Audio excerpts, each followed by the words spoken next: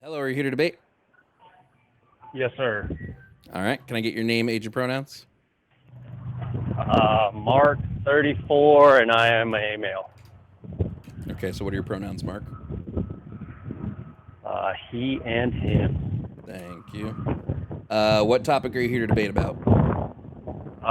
Pro-choice and then gender-affirming care for minors. Okay. Which one do you want to do first? Let's do pro-choice. Okay. I assume you're pro-life?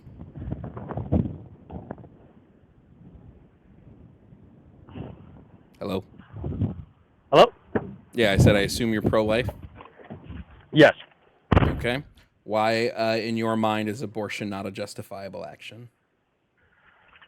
I think it's justifiable to a certain point, and then after that point, it is a physical life, and it would be just like murdering anybody else. Okay, so abortion would be wrong because you believe it would be murder to abort a fetus. Yeah, correct. Once you get past the stage of having like a heartbeat and cognizant thought, I think it would be just like anybody else. Okay, so you don't think it's murder until they have like cognizant thought. Correct. Okay, so basically anything prior to 24 weeks you're okay with. Yeah, yeah, for sure. Then you are not pro-life, my friend. That's pro-choice. That's a pro-choice statement or pro-choice position.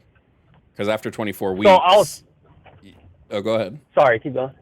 Well, no, I'll say this. So just a little background on me. I'm like a freedom absolutist. So obviously, I am pro-choice to a certain extent, right? Well, yeah, I would say you're pro-choice to the full extent. Once you surpass a threshold, then it's just like taking a normal life. Here, for instance, you were completely okay with Roe v. Wade because Roe v. Wade's decision was basically Roe v. Wade, as well as like every single state, was everything after 24 weeks you can't do, everything before 24 weeks you can do.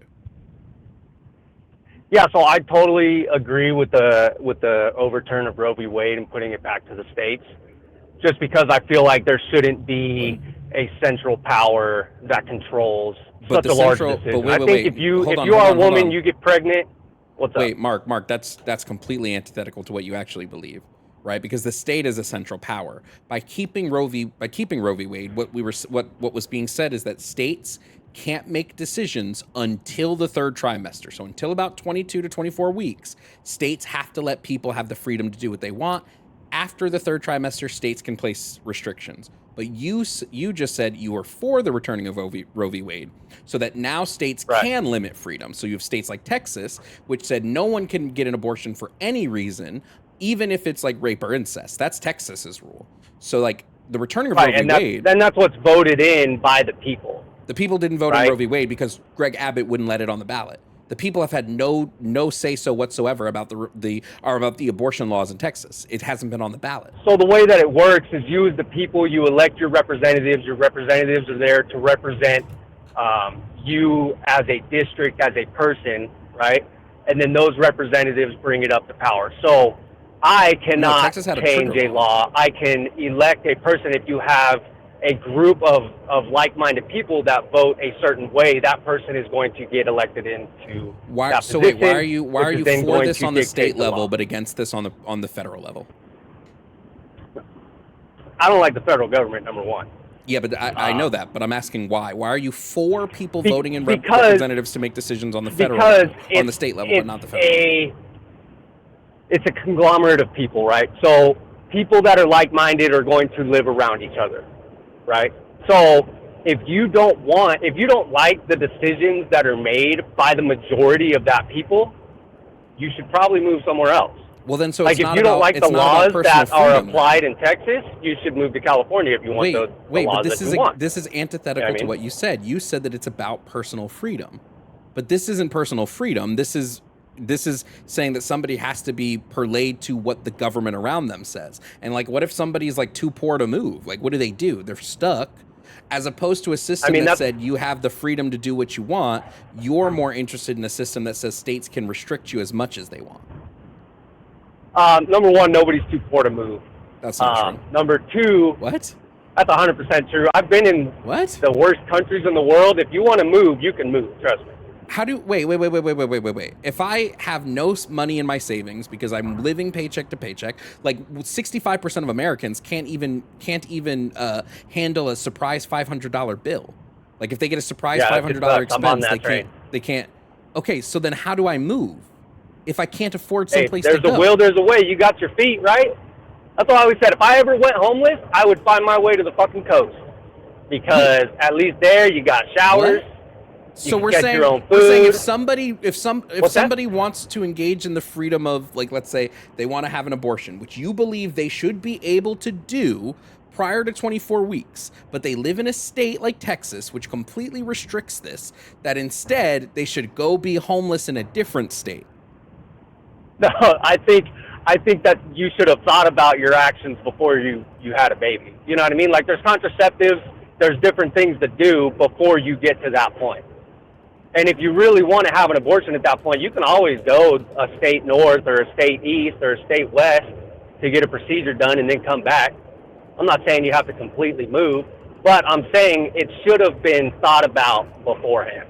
You can't just take on a responsibility and then, woe is me, I live in a state that doesn't allow me to have abortions. You know, I can't delete this mistake that I didn't think about. Okay. Two things. Like it kind of falls on the person. Hold on. You know what I mean? Mark, you are being inconsistent in a lot of places. Okay. I'm probably super inconsistent. In one breath, you're saying I don't believe it's wrong to have an abortion prior to this level of cognition that doesn't exist within fetuses until 24 weeks. I don't think it's wrong to do this, but you should have thought about it before you engaged in sex. If it's not 100%. Wrong to do it, then it doesn't matter if they think about it before they engage in sex because it isn't wrong. It's not wrong of them to do. I think one of the things nowadays is like sex is looked at as just like a recreational drug. You know what I mean? Which it can be. It's cool. You know, like whatever. But if you're having unprotected sex, you're gonna fucking probably produce a baby. But if it's not, well, wait, half of all abortions are done because of failed contraception. These people are having protected sex. Contraception is not 100%. I'm not sure if that's correct. I've been using contraceptives for a long time. The only time I've had a baby is when I wanted to. Wait, it's absolute. Just because you haven't experienced failed contraception does not mean that that doesn't happen. I mean, I don't have the numbers on that. You could be completely right. 50% seems like a big number. 51% of all abortion patients reported that they had used contraceptive methods in the month they became pregnant. This was 24% of, the most common methods were people who used condoms were about 24% of patients, and the pill were about 13% of patients.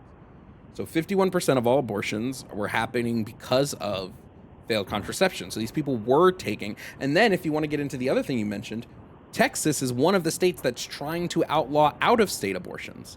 They're trying to make it so that you can't even go out of state to do it. That you will be punished if you come back. Yeah, and I mean that I would disagree with. But they're able to do this because they overturned Roe v. Wade and they refuse to put abortion on the ballot. And that's where I would say the people have to vote in the representatives, like how the Constitution is supposed to work. The people vote in the representatives to represent the people as a whole, right? Because you can't have 300 million people all going to the White House, right? You have to have a representative from that district, from that state, from that county, whatever it is.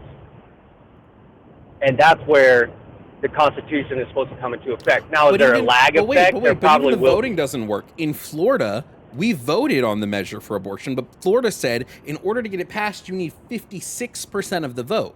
And we had like 52% voted for abortion. So half of people that voted in Florida voted in favor of abortion in November, but because it wasn't 56%, Florida said, well, we're not going to let you put it through. I mean, the rules are the rules, right? They said 56%. You didn't hit 56%. Wait, but which are you saying? Do you think we should follow like what the majority of people want? Or do we think we should let elected officials manipulate the vote so that we need I some think that you need to get the arbitrary correct number. elected officials.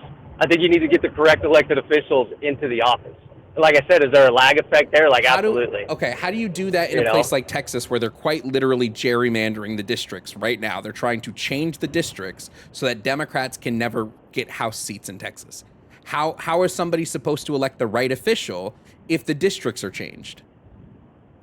Well, personally, I would say majority of Texas would prefer that. And now, I'm not a Republican. I'm not a Democrat. I don't like either side. Trump, he's cool. Like, I like some of the things he does. I don't like a lot of the things that he does. But I will say that from my experience in Texas, I lived there for a few years, you have very small pockets that want democratic ideas, and then the rest of that state would want more conservative ideas. So, to me, that's just them trying to transform the state. But hold what the on, majority of Mark, the people want. if you're for personal freedom, wouldn't it just be easier 100%. to say that states can't block it? People can just do what they want. I don't understand why sure. But overturning Roe v. Wade went against this. Overturning Roe v. Wade said states can absolutely block it. If you're for personal freedom, wouldn't the more personal freedom thing to do to say that at least at your barrier, which is 24 weeks, which is what it was, because it's around the third trimester, to just say anything before the third trimester, anyone in the country should be able to do? So in my ideal world, yeah, for sure, but that's not how it works. In my ideal world, I think anybody should be able to do anything they want to do, so long as you're not hurting anybody else. That was how it worked. But that's not the real world. But Mark, that was how it worked until they overturned Roe v. Wade. That was how it worked. Right, all that Roe v. Wade did was took the power from the federal government and gave it back to the states. What that allowed is the people of that state to dictate how that state handles the law. The states already had power when Roe v. Wade. The states could make decisions in the second and third trimester. States had some power to make some decisions in the second, and they had ultimate power to make decisions in the third. The states already had this power. But I'm asking you, if you are against an overarching government making rules dictated on freedom, why is it okay for states to do that? And you go, well, the federal government's too large. Some of our states, like Texas, are bigger than a bunch of countries in the world. They have governments that are the size of countries in bigger. So those governments are okay for you to dictate personal freedom, but the federal isn't?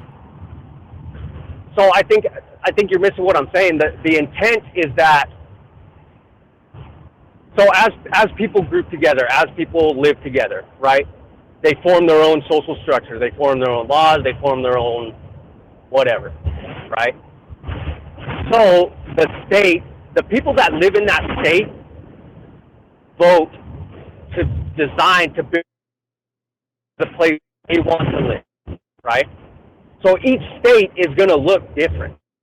Each state is going to have its own demographic of people that vote differently, and that state's going to kind of conform to how those people want to live. But if it's about freedom, wouldn't the smart thing to do be to say that you have the freedom up until X point, not you don't have the freedom, period? Because if this is the case, then would you agree? Then let me ask you, 100%, I agree. And so like I said, in my overturning of Roe v. Wade, that's what I'm asking. Because that's not how the real world works. That is how the real world like works the way that up until Roe v. Wade got overturned. That is quite, Mark, that is because quite literally how it worked. Like I said, in my ideal belief, everybody should be allowed to do whatever they want as long as you're not directly hurting somebody else. Unfortunately, that's not how the world works. Mark, that why? Was how because Roe, we have Mark, all these governments and bullshit and Mark, rules that we have to live under. Mark, yes, that is how it worked until Roe v. Wade was overturned. The thing you say you want was quite literally how it worked until they overturned Roe v. Wade. You are contradicting yourself here. I don't think so, but maybe. 100%. Roe v. Wade standards, where states could make no enforcement in the first trimester. They had some wiggle room in the second, and they had full authority in the third. That is what the decision said, which is you agree with this standard, but you're saying it's better that Roe v. Wade be turned over and that a lot of people are now unable to get abortions, even though you don't believe abortion in the first and second trimester is a moral negative. Yeah. That's a contradiction. I mean, if that's what it said, then that's what it said. Yeah, for sure. That is what it said. So the pro-choice thing, I wasn't necessarily calling to talk about pro-choice as far as abortions. I was calling more to talk about an argument that you had with like a previous caller. What argument? About like socialism. So I guess my question to you was going to be like what. So you were talking about socialism, about how if somebody has a car, right? So correct. I'm sorry, you broke up. Say that again. I said I'm assuming that you are pro-choice, correct? Yes. And is that just in the dialogue of abortions, or is that like everything? Primarily abortions, but I do believe that people have like autonomy over their bodies and shouldn't be forced to give their bodily resources without their consent. So why would you force somebody to give up something as simple as like a vehicle? Who's forcing anyone to give up a vehicle? Well, it was one of your arguments with like the whole socialism thing is like if somebody wanted a second vehicle, you as a society could be like, whoa, hey, you know, you can't have that vehicle. We're going to take that vehicle, give it to somebody else. Uh-huh. Does that make sense? Well, we wouldn't be giving you the second vehicle in the first place. We would be saying everybody deserves a vehicle, so we're giving vehicles to everybody. And once everybody has a vehicle, then we can talk about you getting a second one. But until everybody has a vehicle, why would you get a second one over somebody else getting a first one? To me, that's crazy. What's crazy about everybody having a car? It's not about the car. I think the principle behind it, about controlling somebody to the point where you could tell them something as little as a car they can or cannot have. You know. I'm not. Wait. We're actively saying everybody can have a car. No. But saying you can't have a second vehicle, I'm gonna dictate that you cannot have a second vehicle. If everybody else doesn't, if everybody else who needs a vehicle doesn't have one, then yes, you can't have a second one. That other car. That's crazy. Let me ask you a question. Yes, sir. Let's say we have a town of 10 people, and I have 9 homes in that town. Yep. Or I'm sorry, I have 10 homes in the town. Let's say we have a town of 10 people with 10 homes, and each of those people need a home. But you go, well, I want 2 homes, so I should get 2 homes, and so you get 2 homes, and now somebody doesn't have a home. Do you think that's a moral system? Do you think that's an ethical system? I think you putting it on paper like that makes it different than what it actually is. I think that, like, sure, everybody should have a home, right? A car isn't a home. I know a car is not a home. You're putting, like, shelter above transportation, which there's many forms of transportation. Sure, we're granted the gift of transportation at first. Well, wait, really quickly, You know what I mean? if I had my say, nobody would have a car because we would have enough public transport to get everybody to everywhere without needing each individual person to own a car. And see, I don't like that either. So like I said, I'm a freedom absolutist. I don't like anybody being able to control it. I don't think anybody should be able to control anything that anybody else does. Yes, you do. Right? Yes, you do. I don't. Yes, you do. I think that Texas should be allowed with a caveat. As long as you're not directly harming your neighbor, you should be able to do whatever you want to do. Wait, right? Incorrect. So meaning you're not going to steal, you're not going to kill, Mark, you're not going to. Mark, you believe that it's okay that Texas put a complete restriction on abortion. So you don't believe I think if you don't like it, you should leave. I think you have. Mark, those are two. Those are two completely. Stop. Those are two completely antithetical thought processes. In one breath, you're saying that everybody should have the freedom to do whatever they want, but in the other breath, you're saying, but some states should be able to limit you, and you should just leave. I really like those rules, but those are the rules that we all live by. Wait, then you right? don't. That's how you win the game. Is you play the rules. You should be against the rules. If you're saying you're a freedom absolutist, you should be against the rules, not I'm for the rules. I am against the rules, so go move somewhere where it's not a rule. It's that easy. How about just don't let the rule go into place? So don't have sex. Right? That's what you're saying? Mark, does it hurt somebody else if I, as an individual, can buy up all of the homes and sell them back to, or rent them back to somebody at like ridiculous rates? Is that hurting another person? Or is that just like I have freedom to hurt them in that way? Let me think about that. So I am a property owner myself. I rent properties to people. Does that mean that I'm hurting them? Yes, it does. Well, a lot of these people, especially nowadays, they can't afford a house, right? So technically, I'm doing them a service by providing shelter. You are not doing at a cost lower than what it would take for them to buy it. You are not doing a service. You could say I'm almost like a savior. Everywhere, no, you're a leech. Almost everywhere in the country, mortgages are cheaper than rents. Oh, 100%. That's why I tell everybody to buy. So then you're not doing a service. You're being a leech. I recommend everybody to buy a house because my mortgages are much cheaper than what people would pay for rent. Answer me this question. Just take a random one of your properties. How much is the monthly payment all in on that one property? For you. $1,100. $1,100 for you. That's how much you pay to, how much do you charge in rent for that property? $2,000. How much? $2,000. You're a leech. You think so? Yes.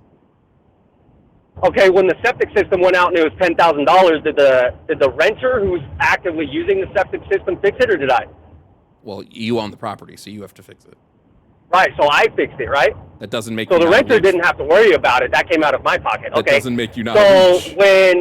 when the refrigerator stopped working, did I make the renter replace it, or did I replace it out of my own pocket? None of this makes you not a leech, bro. What if nothing breaks in that apartment the whole time they're staying there? They're paying you an extra $900. When have you ever lived at a residence that nothing's ever broken? I've lived at plenty of places that I've not had to have anything break in like the year that I've been there. Okay, so you've only been at places for a year. Well, let's say somebody stays with you for a year. Let me ask you this question. Yeah. Let's say somebody stays with you for a year. So that's 12 months. So they're paying you $900 extra for 12 months stay. That is $10,800. Let's say they leave, nothing is broken. Do you give them back that $10,000 since you didn't have to spend it on anything? Nope. Then you're a leech. So that's the beauty of like a capitalistic society, right? That's not beauty. You are actively leeching off of people. Am I? Yes. So the property rental value in my area is $3,000. I rented to them for $2,000. Great. You're a slightly worse leech than the other leeches. Doesn't make you not a leech. Do you own property by chance? Do I own property? No. Yeah. Do you own a house or anything? No. Why not? Because it's very expensive to own a house. And but unfortunately, it's less we live in a expensive to country rent than it is to own, isn't it? Yeah. Unfortunately, we live in to own than it is to rent. Correct? Yes. Unfortunately, we live in a system that charges an exuberant amount up front for a home, even though I don't have to pay that exuberant amount up front to rent a home, but you have to pay that exuberant amount up front to own a home, right? Okay, so say it's still capitalism. Nobody rented their property. Say nobody rented their properties, right? Where would you live? Nobody rented their properties? Well, if nobody's renting out the property, rented their property. You don't own a property. Say I was like, you know what? I'm not renting my shit. Everybody else was like, BlackRock, they're like, we're not renting anything. Where would you live? Yeah, where would I live like right now? Where would you live? Right now we live in capitalism, so I wouldn't live anywhere. But where would you live? So you wouldn't live anywhere. Because right now we live in capitalism. That's a really dumb question. You're asking like, where would you live if the capitalist system refused to sell to you, is what you're saying. Exactly. That's not that's not a question. That's not a question. What would that force you to do? No. Let's get past that. What would that force you to do? There's no question here, my guy. What do you mean? If you had nowhere to live, what would you do? I'd figure it out. I've been homeless before. Exactly. You'd figure it out, right? Uh-huh. And you'd get to a point where you found somewhere you could live. You would have to work hard. I get to a point and you'd have where to be competitive, and you'd have to build yourself until you found somewhere where you could stabilize yourself, right? I'd get to a point where I found somebody who's willing to leech off of me, yeah. What do you do? Mark, what do you do with the extra? Capitalism is. Capitalism is what promotes people to work. Capitalism is what promotes competitivism. Why did people right? work? Why do you did think people, we have the Mark, breakthroughs that Jesus we've Christ. had? Why do you think Name places me like name me the big Russia capitalist breakthrough. and fucking China and Korea, Holy North shit. Korea, why do you think they're all still living in poverty? Mark, China has 99% homeless or 90% home ownership. 90% of the Chinese population own a home. Why are they still in poverty? What are you talking about? How much of China do you All think of these how much wait, no, socialistic answer me this countries. question. Answer me this question. How much of China do you think live below the poverty line? How much of China do you think does that? Like 90%. At You least. think 90% of China live below the poverty line? Yep. Fuck, it's 13%, bro. Where do you get these stats from? Do you get them? Do you think China's going to publish? China couldn't even publish that they released a virus to the world. Okay, so you're just going conspiratorial. You have no evidence that 90% of China is living in poverty. You're just saying, well, your evidence that they're not are wrong because conspiracy. No. I'm just right. That is my belief that majority of them are living below the poverty line, 100%. What are you basing this belief on? Dude, I've seen the world. I've seen I've been to a lot of bad places. I've seen the world is not an answer. That is not an answer. I guess it's just firsthand experience. That's anecdotal, Mark. This is just anecdotal evidence. I don't base my shit on anecdotal evidence. I mean, that's fine. You don't have to. Like, I know what I see. We shouldn't. We shouldn't base our beliefs on anecdotal evidence. We should base our beliefs on hardcore evidence. I'm a show me kind of guy. You can't get more hardcore than seeing it yourself, you know? Like, that's okay, well, that's the proof right there. Is when you see things happening, there's no ifs, ands, or buts about it. That's as hard evidence as you get is when you see it. That's why so many people don't believe in like Christ, you know? Okay, Mark. Somebody paid me. Mark, somebody paid me to move on, so I'm going to move on now. There's the capitalism for you. Fucking A. Leeches! All of them! Thank you guys for watching, and shout out to my YouTube members. Their names appear on the side. Membership starts at $2.99 and gets you access to early videos, uncensored videos, and members-only content. Also, shout out to Tier 4 members Blaze and Yemye. Tier 4 members get to help choose debate topics, and their contributions go a long way to helping me create higher quality content for all of you. Remember to subscribe for your daily dose of leftist debates, and I'll see you in the next video.